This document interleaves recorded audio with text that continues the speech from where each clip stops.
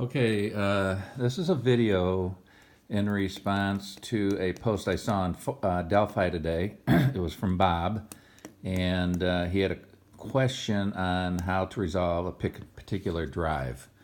Excuse me. In this case, he said he was playing number 5 Metro DC, and his player, and I forget who he was playing, had a monster drive. He got a 30. The result was 31, and it went 305. The result is 305, 10 right, and then a roll of 45. What makes it interesting and why he was asking is this is a hole with a double dog leg. Okay, so the first dog leg is rated as a normal, which means when the ball flies into the dog leg or rolls in the dog leg, it's going 2 forward and then 1 over, 2 forward, 1 over. But what complicates this is you can see that his shot is going to potentially fly into the second dog leg. And although you could go see what the dog leg factor would be just here, what I'm playing this is once the ball, if the ball flies into this off the tee, it's going to be, you should treat it as a severe dog leg, because if you combine this dog leg with this dog leg, I'm pretty sure this angle here to here would constitute a severe dog leg. At least that's the way I would play it. So I will show you how I would resolve his shot. Result of 305, 10 right with a roll of 45.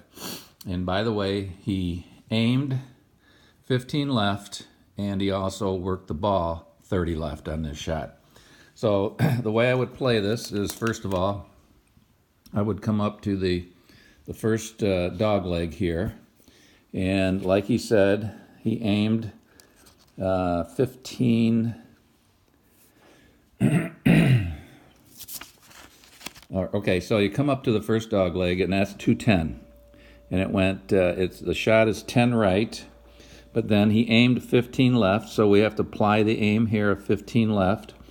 And then he worked the ball 30 left, and we have to apply that also. So 10, 20, 30. So the ball, one way to figure this is the ball is entering this first dog leg at this point right here.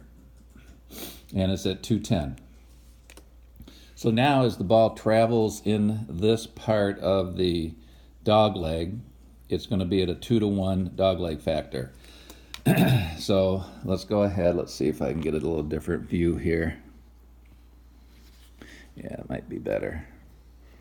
Okay, so here we are. So we're going to go 220 and over, 230 and over, 240 and over, 250 and over, 260 and over, 270 and over, and 2 grid lines would be 280 and over. So at 280 of flying in the air, 280 yards, we enter this dog leg right on the center line. So for flight wise, we still have 25 yards more to go. But we're at 280, and now we start going at a 1-to-1 dog leg factor. Make sure I don't mess this up. So that's there, 280, 285 over, 290 over, 295 over, 300 over, 305. So the shot lands right here. And that's at 315, right 25 right now. Now, turn this around a little bit. I'm going to play this a couple different ways because ideally this could, at this point, you could be considered in the rough. And no, right now you can play it one of two ways. Since this line is so close to the fairway, you could say, I'm still in intermediate rough. I know there's a little rough shown here, but when it's that close, the rules say the player can decide which way he would like, which medium he wants to choose. I'm going to write this location down because I'm going to show you two different ways that you could do it, and probably could take the one that works out best for you. So I'm at 315, right 25. So I'm going to write that down because I'm going to come back to that.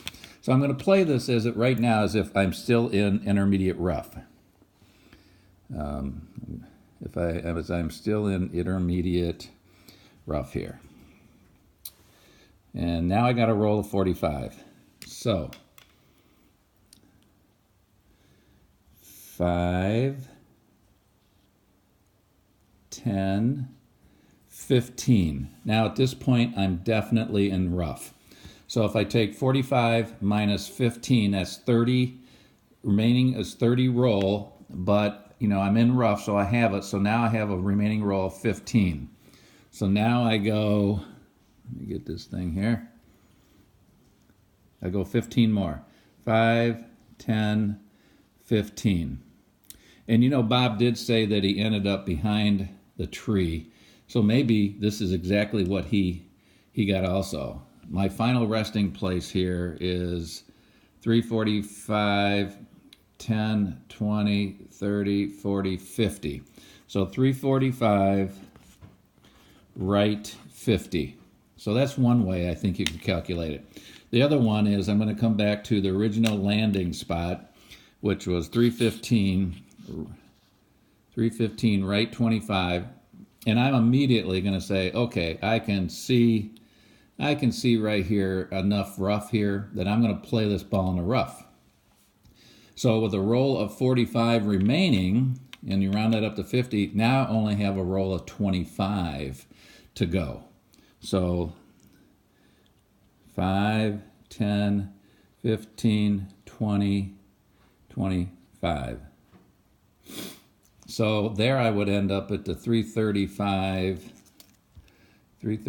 10, 20, 30, 40, 50. 340, right 50. Now, I'm not sure, actually 335, I'm sorry. 335, right 50. So either one of these, I think, is a viable way to play it. What Bob didn't do is roll to see if there's any adjustment on the result for working the ball. So he should have rolled, and I usually roll for that once I get the original landing spot and move the ball left, right, any, or as needed. You could also come back here when you enter this first dog leg. I guess you could roll and get the adjustment to working the ball and apply it along this line too, and it might make a difference in the end point. The other thing you could do, and this would be a totally made up your own rule, is because there's two dog legs, you could maybe take the fact that you're working the ball 30 and split it up that, when it's here, when it enters that first dog leg, say apply 15 yards of that draw here and move up through here, and then when you hit the second dog leg, apply the next 15. So it kind of spreads out. The effect would be, you're hitting a ball, and the ball is kind of be drawn the whole way through here, not all at once here. But I don't think the rules indicate you do something like that. But again, I don't think the APBA rules cover this particular shot. So I'm thinking that Bob and I ended up in pretty much the same spot on that first go around, which I think I ended up right here. Let's see, 345, right 50. Anyway, go